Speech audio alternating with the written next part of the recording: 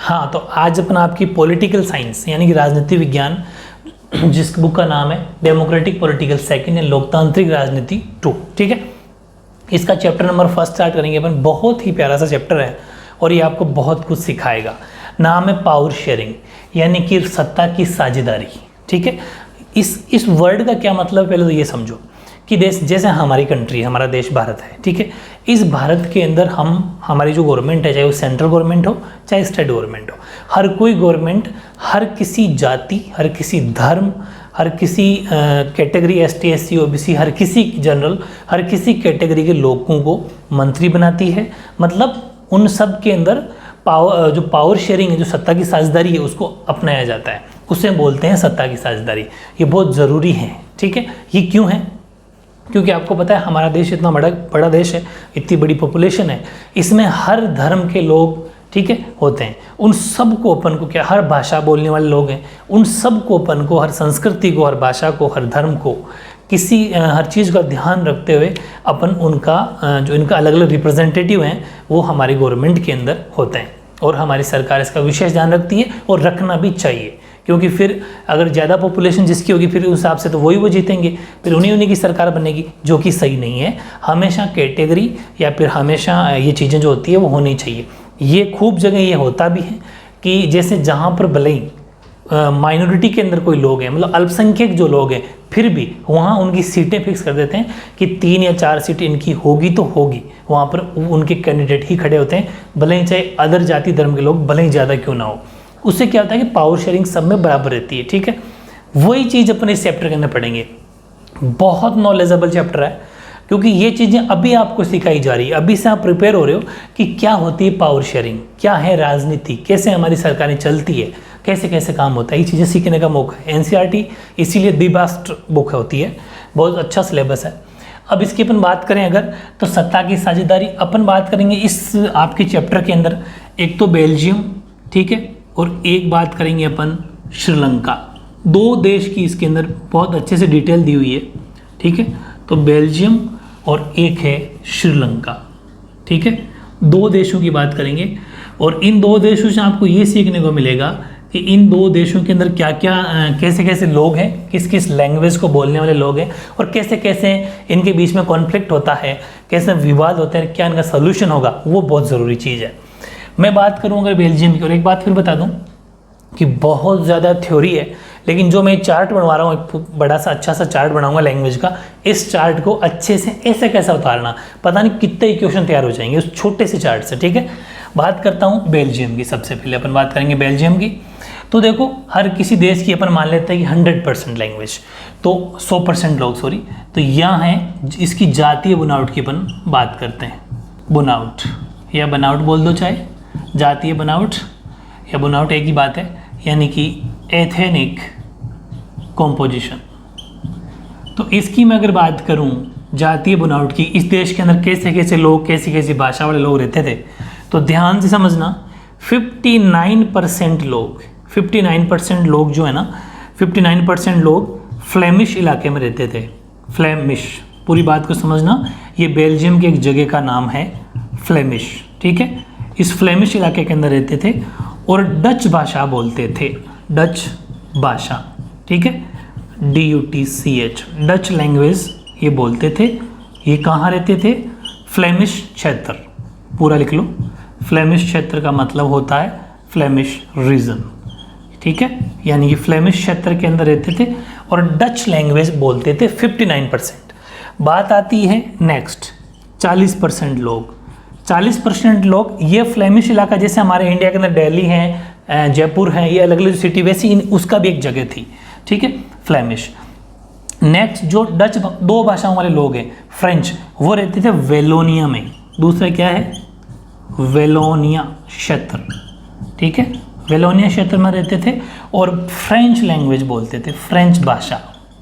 पूरी बात को ध्यान से समझना। एक बार ये अगर समझ में आ गया ना तो कोई टेंशन नहीं है। फिर वेलोनिया रीजन में रहते थे और फ्रेंच लैंग्वेज ये बोलते थे, ठीक है।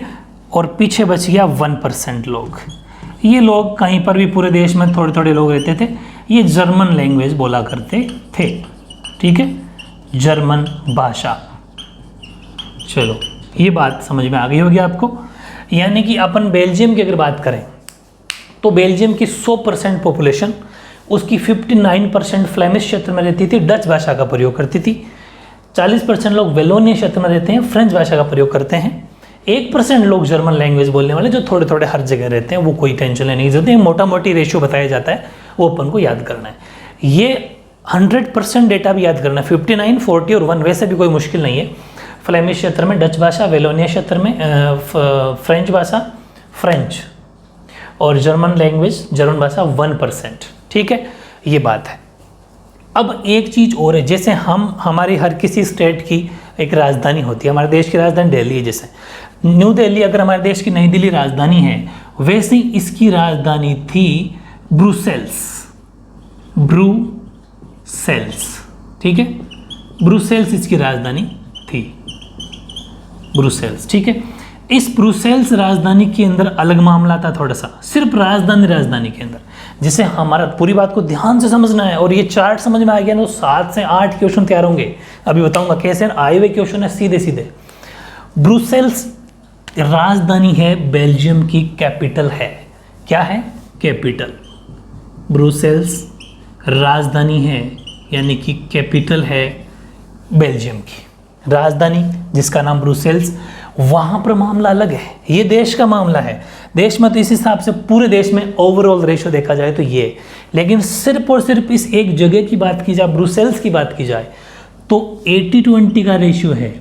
80% लोग, ध्यान से समझना, 80% जो लोग हैं वो फ्रेंच लैंग्वेज का प्रयोग करते हैं, ठीक है, फ्रेंच लैंग्वेज का प्रयोग करते हैं, फ्रेंच लैंग्वेज यानी कि फ्रेंच भाषा बोलते हैं 80% लोग, और 20% लोग, मात्र 20% लोग डच भाषा का प्रयोग करते हैं। ये है मामला।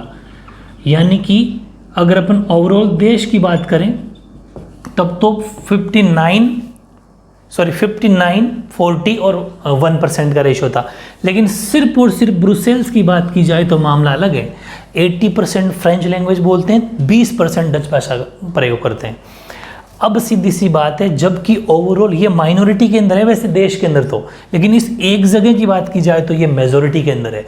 मतलब वैसे तो ये फ्रेंच भाषी लोग जो कि हमारे यहाँ पर, इनके यहाँ वेलोनिया क्षेत्र में रहते हैं, वो अल्पसंख्यक है, माइनॉरिटी है, लेकिन इस जगह ये मेजॉरिटी है, बहुसंख्यक है, ठीक है।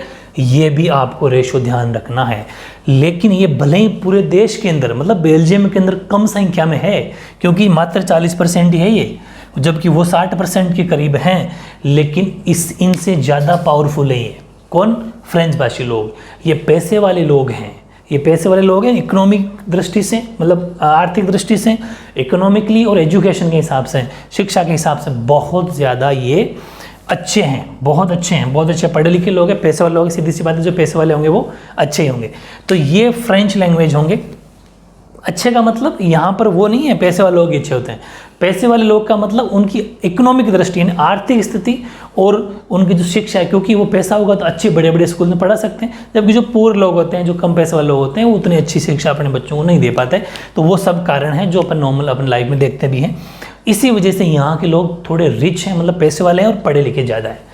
अब यही एक बड़ा कारण बनेगा आगे जाके कि ये फ्रेंच भाषी लोग और डच भाषी लोग आपस में लड़ेंगे झगड़ेंगे, तो उनका सलूशन भी बाद में आएगा, ठीक है। तो ये चार्ट आपको समझ में आ गया होगा, ठीक है। और अब बात करता हूँ मैं श्रीलंका की। श्रीलंका की बात की जाए तो श्रीलंका के अंदर 2 कैटेगरी है। सिंहली भाषा के जो लोग हैं ना, जो सिंहली भाषा का प्रयोग करते हैं, वो 74% लोग हैं। सिंहली लैंग्वेज, SINHAL, थोड़ा सा इंग्लिश में अलग स्पेलिंग है, ठीक है, सिंहाला ऐसा कुछ लिखा हुआ है, लेकिन वो सिंहली लैंग्वेज है वैसे हिंदी में, ये लैंग्वेज बोलते हैं, ध्यान रखना। ये 74% लोग हैं। और एक है तमिल, बात को समझनी है, तमिल भाषा बोलने वाले लोग। मैं बेल्जियम की बात नहीं कर रहा हूँ, श्रीलंका की बात कर रहा हूँ, तमिल लैंग्वेज, ठीक है। तो 2 जगह के लोग थे ऐसा मान लो, एक तो सिंहली भाषा बोलने वाले लोग और एक तमिल भाषा बोलने वाले लोग। और तमिल लैंग्वेज बोलने वाले लोग थे 18%। और इनमें भी एक दो मामला था, इसमें भी दो कैटेगरी थी। कैसे कि जब वो औपनिवेशिक काल था, जो कॉलोनियल पीरियड था, उस टाइम पर हमारे देश के लोग भी श्रीलंका के अंदर बिजनेस करने के लिए गए थे। तो इसलिए इनमें दो कैटेगरी है। दो कैटेगरी कौन कौन सी कि 13% लोग तो हैं, वो तो हैं श्रीलंकन तमिल, ठीक है, वो तो श्रीलंका के ही हैं, तो उनको अपन बोल देंगे श्रीलंका के तमिल, ठीक है, यानी कि श्रीलंका के तमिल, श्रीलंकन तमिल या फिर श्रीलंका के तमिल, वो तो ये हैं। और 5% लोग, मात्र 5% लोग ये हैं भारतीय तमिल, ठीक है, भारतीय तमिल यानी कि इंडियन तमिल है ये, इंडियन तमिल, इस चीज़ का ध्यान रखना, ये इंडियन तमिल भी है 5% लोग। तो ध्यान रखेंगे आप, श्रीलंका की जातीय बनावट थोड़ी अलग है, यानी कि जो एथनिक कॉम्पोजिशन है वो तो डिफरेंट है। सिंहली भाषा सबसे ज़्यादा लैंग्वेज वाले लोग हैं 74%, तमिल लैंग्वेज मात्र 18%, उसमें भी 5% इंडियन है और 13% श्रीलंकन है, ठीक है। और अब बात आती है 7% और 7% लोग हैं वो क्रिश्चियंस हैं, जिसको अपन बोलते हैं ईसाई। तो 7% लोग हैं वो ईसाई है, यानी कि क्रिश्चियंस है, ठीक है, क्रिश्चियंस। ये 7% लोग हैं, लेकिन इनकी खास बात ये है कि ये तमिल भी बोल लेते हैं और सिंहली भी बोल लेते हैं, दोनों भाषाएं बोल सकते हैं ये, तमिल और सिंहली। तो ओवरऑल वो मोटा मोटी देखा जाता है ये 74 है, ये 7 और ये 18 लगभग 99 होते हैं, लेकिन वो 100% ही मान के चलो। इस हिसाब से ये श्रीलंका की जातीय बनावट है, ये स्ट्रक्चर ऐसा कैसे आपको बनाना है, और ये बेल्जियम की है। अगर ये चीज़ें आपने याद कर ली, बताऊँ कितने क्वेश्चन तैयार हुए एग्जाम में। क्वेश्चन क्या आएगा कि श्रीलंका के अंदर सिंहली भाषा बोलने वाले लोगों का परसेंट कितना है, ऑप्शन रहेंगे, या फिर ये पूछ लेगा कि श्रीलंका के अंदर सबसे ज़्यादा भाषा बोलने वाले लोग को कि कौन है, तो सिंहली है। किस भाषा को बोलने लोग हैं मतलब, तो सिंहली भाषा को बोलने वाले हैं। तमिल लैंग्वेज बोलने वाले कितने हैं, इंडियन तमिल कितने हैं, श्रीलंकन तमिल कितने हैं, ये चीज़ें, ईसाई कितने हैं।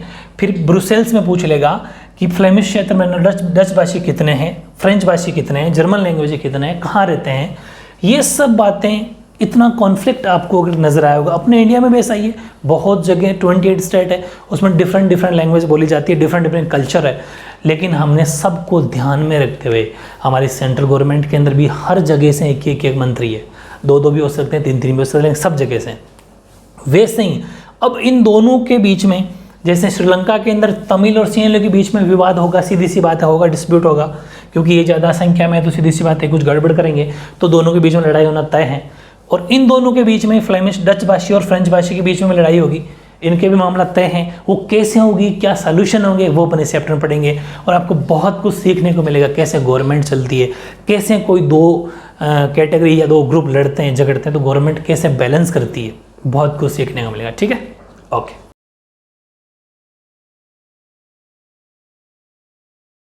हाँ, तो इतनी बात समझ में आने के बाद में अब ये समझना है कि एग्जाम के अंदर ये बड़ा क्वेश्चन अगर आ जाता है 3 मार्क्स में या 4 मार्क्स का, ज़बरदस्त क्वेश्चन बनाया मैंने, ठीक है, क्योंकि मेरी आदत, मैंने आपको पहले भी कहा था कि नोट्स बहुत शानदार बनाएंगे, लिखना भी मैं आपको बताऊंगा, क्योंकि रिटर्न सबसे मेन होता है।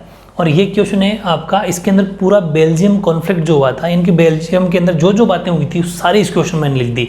अब वो अगर छोटा आता है क्वेश्चन तो वो भी लिख सकते हैं, और बढ़ाएगा तो फिर तैयारी है ही अपनी। क्वेश्चन है कि बेल्जियम के 2 प्रमुख भाषाई समुदायों में परस्पर संघर्ष के क्या कारण थे, ठीक है, इस समस्या का समाधान किस प्रकार किया गया, विस्तार से बताइए, ठीक है, यानी कि what were the reasons for the conflict between the 2 major linguistic communities of Belgium, how was this problem resolved, explain in details, पूरा अपन को फुल्ली एक्सप्लेन करना है, ठीक है। आंसर देखते हैं। हालांकि मैंने पूरा प्रोसेस आपको, जैसा वो पूरा चार्ट बनाया था, वो अगर दिमाग में फिट है तो ये इजी हो जाएगा, लेकिन लिखना कैसे है वो समझो। ये पहला क्वेश्चन, हालांकि स्टार्टिंग में मैंने आपको सीधा कारण लिख दिया, रीज़न, ठीक है, लेकिन आप ये चाहो थोड़ा लैंग्वेज में लिख सकते हो कि बेल्जियम के 2 प्रमुख भाषाई समुदाय के परस्पर संघर्ष के निम्न कारण थे, ठीक है, रीजन आर फॉलोइंग्स, थोड़ा करके लिख सकते हो। अभी तो अपने शॉर्ट में लिख रहे हैं कि पहला पॉइंट, बेल्जियम की जातीय बनावट बहुत जटिल है, ये तो अपने देख ही लिया, बहुत मुश्किल है, बहुत मतलब कि वेरी कॉम्प्लेक्स थी। The ethnic composition of Belgium is very complex, बहुत ही जटिल थी। क्यों थी कि इस देश की जो पॉपुलेशन है, टोटल पॉपुलेशन जनसंख्या का 59% भाग आपको पता है फ्लेमिश क्षेत्र में रहता है और डच भाषा बोलता है, ठीक है, जैसा कि चार्ट मैंने आपको बताया। 59% फ्लेमिश क्षेत्र में रहता है और डच भाषा बोलता है। शेष 40% लोग वेलोनिया में रहते हैं और फ्रेंच भाषा बोलते हैं। फिर 59 और 40 1% और, तो 1% लोग जर्मन भाषा बोलने वाले लोग हैं। अब ये बड़ी दिक्कत हो गई। कैसे कि of the countries total population जो है उसका 59% जो लोग हैं वो फ्लेमिश में रीजन में रहने लगे और डच भाषा बोल रहे हैं। 40% लोग हैं वो वेलोनिया में रहते हैं और फ्रेंच बोलते हैं, और बाकी 1% बेल्जियम भाषा बोलने वाले लोग हैं जो जर्मन में रहते हैं, है ना। अब दिक्कत ये हुई कि अब ये इतने भाषाएं बोलने वाले, अलग अलग संस्कृति हैं, अलग अलग कल्चर हैं, रीजनल प्रॉब्लम है, तो सीधी सी बात है आपस में संघर्ष तो होगा। और मेन संघर्ष होता है इनके, ज़्यादा कॉन्फ्लिक्ट होता है राजधानी के अंदर, कैपिटल के अंदर, ठीक है। क्योंकि जो इसकी देश की राजधानी है ना ब्रुसेल्स, देखो पूरे देश का रेशियो अलग है, राजधानी का अलग है। यहाँ पर 80% जनता फ्रेंच भाषा बोलती है, जबकि 20% लोग डच भाषा बोलते हैं।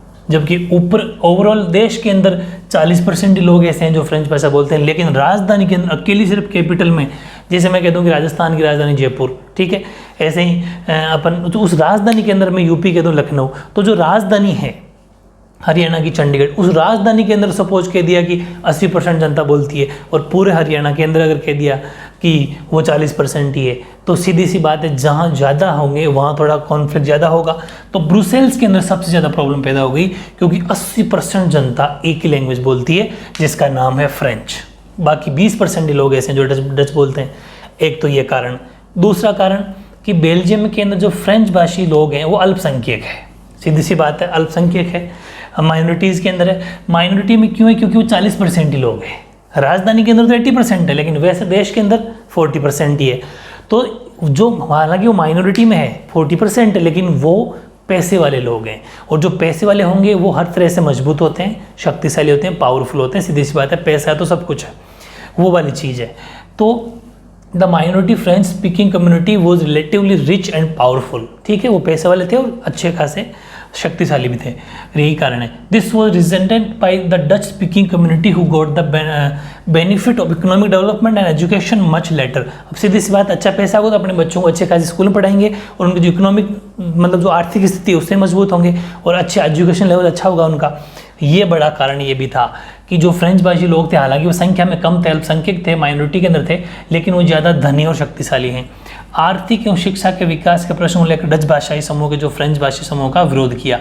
मतलब आर्थिक और शिक्षा, अब सीधी सी बात है, जो कम होंगे और जो पैसे वाले लोग ज़्यादा अच्छे पढ़ेंगे, अच्छी बाहर की विदेशी स्कूलों में, अपने देश में भी ऐसा होता है कि अगर वो हाई लेवल की स्कूलों में पढ़ाई करते हैं तो बाकी जो नीचे लोग होते हैं वो उनका विरोध करते हैं। तो इन्होंने भी विरोध किया कि इनका एजुकेशन लेवल इतना टॉप है, या इकोनॉमिक से इतना इकोनॉमिक की दृष्टि से, मतलब आर्थिक दृष्टि से मजबूत है, तो हम तो फिर कमज़ोर पड़ गए, जबकि संख्या में ज़्यादा है। क्योंकि ये 40% हो गए भी इनसे ज़्यादा शक्तिशाली है, और वो 60% के करीब होने के बावजूद भी अच्छे पढ़े लिखे नहीं है। ये सब, तो ये भी एक कारण इन्होंने विरोध किया। अब करें तो क्या करें? तो इन दोनों समुदाय के मध्य 1950 से 60 ईस्वी के दशक परस्पर तनाव व संघर्ष बढ़ते चले गए, ठीक है। तो हुआ क्या कि the laid off tension between the Dutch speaking and French speaking communities during the 1950s and 1960s के बीच में बहुत ज़्यादा इन दोनों के बीच में टेंशन बढ़ गई, बहुत ज़्यादा विवाद बढ़ गए।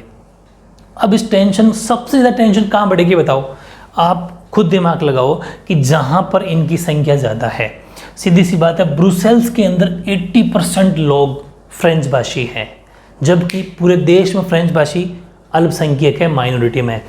माइनॉरिटी में होते हुए भी खुद पावरफुल है, पढ़े लिखे हैं, शक्तिशाली हैं, तो सीधी सी बात है इसकी राजधानी जो है वहाँ पर बहुत ज़्यादा, ब्रुसेल्स के अंदर बहुत ज़्यादा टेंशन बढ़ गई।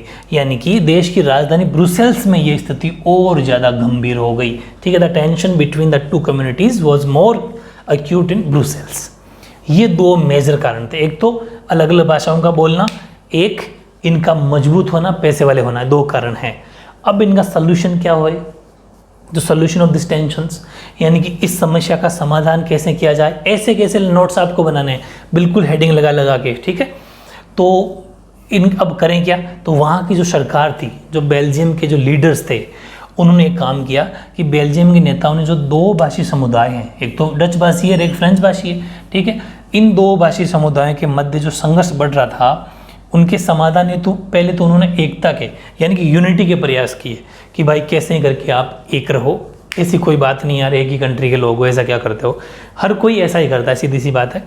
तो Belgium leaders made efforts for unity to resolve the growing conflict between the two linguistic communities. तो पहले दिन को बचाने की कोशिश की, कैसी प्यार प्रेम से रखने की कोशिश की, लेकिन एक चीज़ उनको ये भी समझ में आई कि यार ज़्यादा प्यार प्रेम से अपन इनको यूनिटी के साथ नहीं रख सकते, क्योंकि लोगों का अलग अलग संस्कृति का होना, अलग अलग कल्चर का होना, अलग अलग रीजनल प्रॉब्लम्स होती है, उनका सबका ध्यान रखना पड़ता है।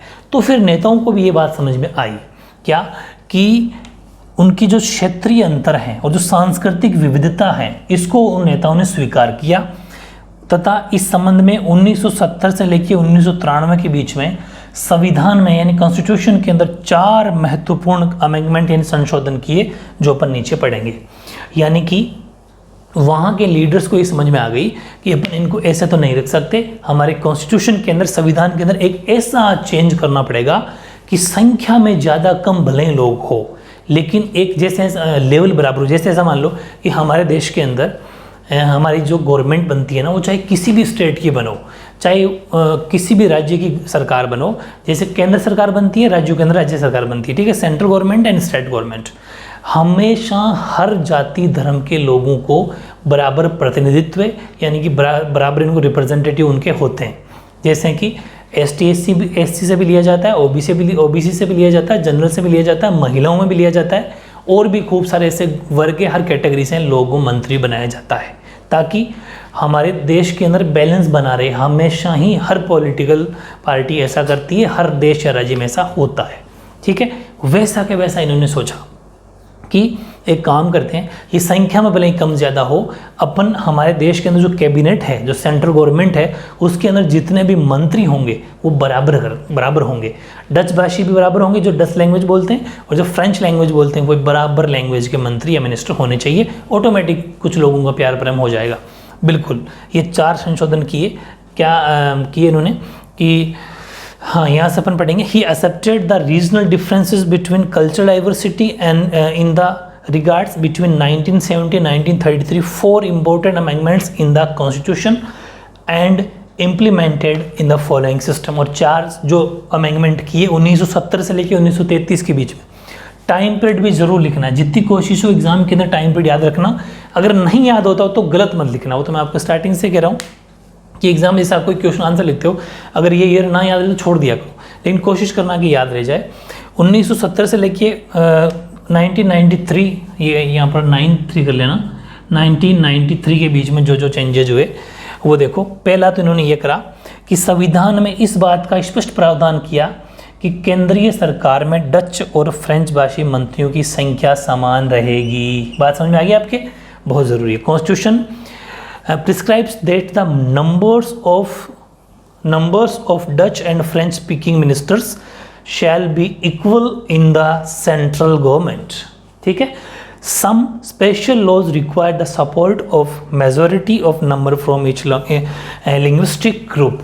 एक बात और ध्यान देना, पहली बात तो ये कि सेंट्रल गवर्नमेंट के अंदर मिनिस्टरों की संख्या, मंत्रियों की संख्या बराबर रहेगी, तो बहुत सारा सोल्यूशन तो वहीं हो गया, क्योंकि हर जाति धर्म का लोग ये देखता है कि मेरी सुनने वाला आगे कौन है। हालांकि इससे एक खुश करके वो चीज़ वाली सिस्टम है, और ऐसा होना भी चाहिए। हर कैटेगरी के लोगों का हर जगह ऊपर लाना ज़रूरी है, ऐसा होना चाहिए, ये इन्होंने किया। दूसरा, अगर कोई विशेष कानून बनाना हो, ध्यान देना, कुछ विशेष कानून तभी बनेंगे जब दोनों भाषाई समूह के सांसद यानी कि जो मेंबर ऑफ पार्लियामेंट है, MP, वो बहुमत उसके पक्ष में हो। बहुत बड़ी बात है ये भी, यानी कि some special laws require the support of majority of members from each linguistic group.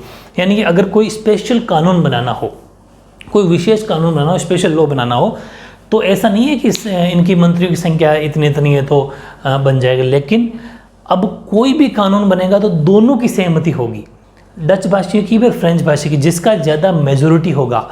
यानी कि मेजोरिटी उसे बोलते हैं कि अगर 100 जने हैं, ठीक है, तो अगर 50+1 ने अगर हाँ कर दिए तो कानून बन जाएगा। बात समझ में आ गई? मतलब आधे से एक ज़्यादा हमेशा मेजोरिटी होता है। हालांकि मेजोरिटी का रेशियो अलग रखा जाता है, कभी 1, 2, 3 वो अलग अलग चीज़ें, लेकिन सिर्फ मेजोरिटी शब्द का मतलब होता है 50+1। यानी कि आधे से एक ज़्यादा, ठीक है। अगर 50+1 हाँ कर देते हैं तो कोई भी स्पेशल कानून अगर बनाना हो तो बन जाएंगे कि वहाँ के जो मेंबर ऑफ पार्लियामेंट MP से सांसद है उनकी यस होना चाहिए। तो बहुत अच्छा, एक तो ये चेंज किया, 3 और कौन कौन चेंज किए वो अपन अब पढ़ लेते हैं, ठीक है।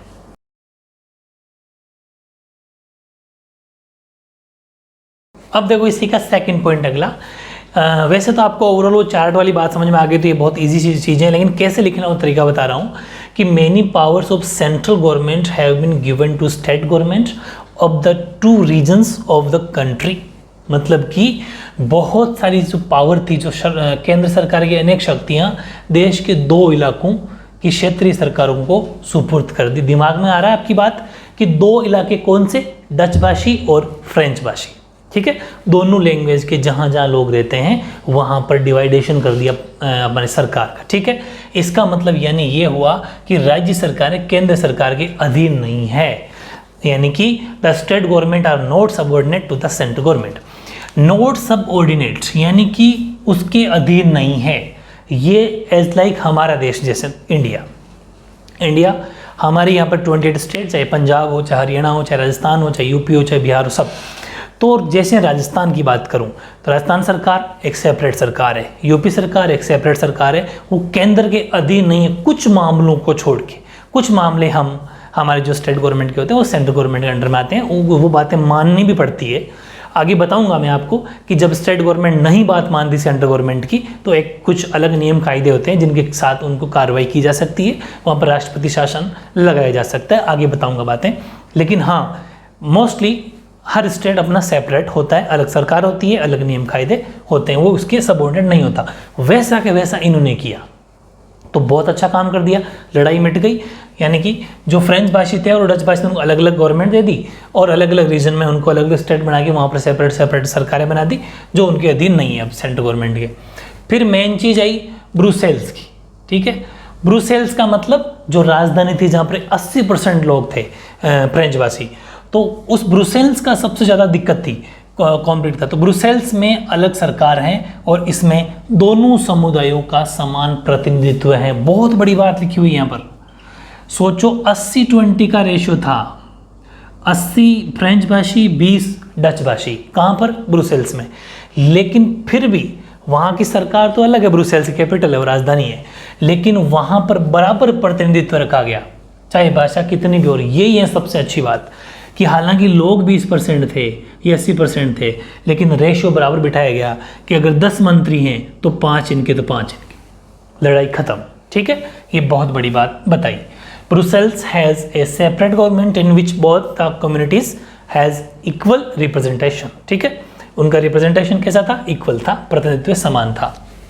चौथा पॉइंट, केंद्रीय और राज्य सरकारों के अलावा अब यहाँ पर एक अलग सरकार बनाई, तीसरे स्तर की सरकार काम करती थी जिसका नाम था सामुदायिक सरकार।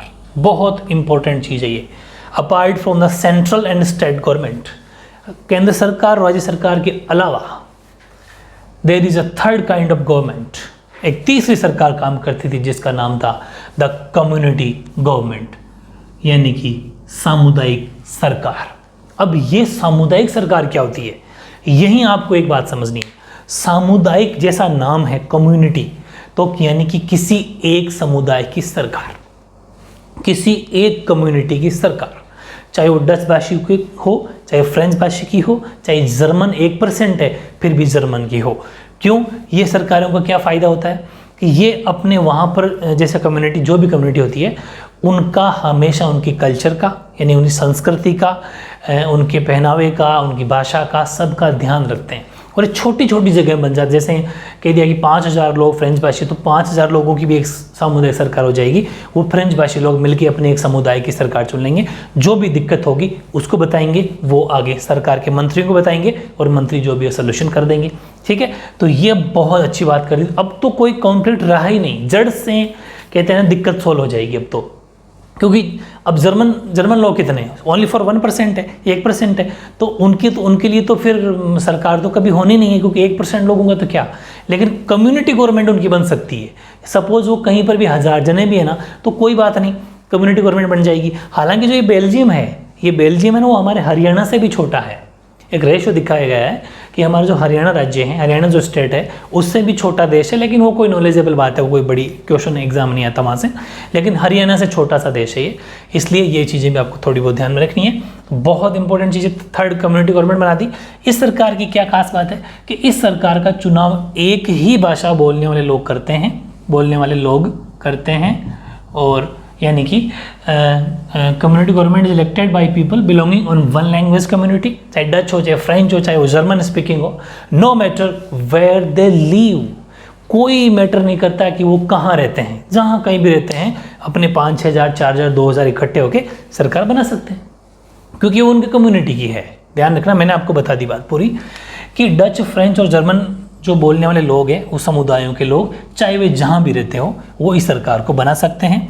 ये सरकार क्या करेगी, इस सरकार को संस्कृति, शिक्षा, भाषा जैसे मामलों पर फैसले लेने का अधिकार है कि अब हमारे संस्कृति में ये होना चाहिए, अब शिक्षा में क्या करना चाहिए। जैसे बहुत पहले गर्ल्स का एजुकेशन रेशियो कम था, लेकिन धीरे धीरे समुदाय के लोगों को बिल्कुल नीचे लेवल से स्टार्ट दिमाग में बिठाया गया, गर्ल्स को पढ़ाना चाहिए, फिर लड़कियों को पढ़ाया गया, लोगों को समझाया गया। ठीक है, ये एक सब बातें सामुदायिक सरकारें करती है, क्योंकि जो बिल्कुल गाँव देहाती ढाणी के जो लोग होते हैं वो नहीं मानते इस चीज़ को, उनको समझाना पड़ता है, सारे लोग मिलकर समझाते हैं, तो फिर धीरे धीरे आगे बातें बनती है।